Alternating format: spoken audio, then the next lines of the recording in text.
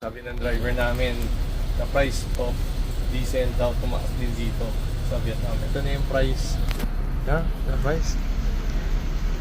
46. 46 ng 460 per liter. Per liter. Yung 46,000 per liter. Ayan, mahal na rin dito ang price. I tried visiting one of their gas station to check out the price. So let's see. One of the gas station here. And this is their current price. So we cannot communicate because we cannot speak Vietnamese. But it seems that everyone is having a challenge. This is their price.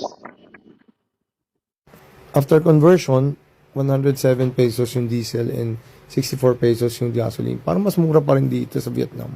Compare and benchmark the oil price across Asia and many places as we visit them.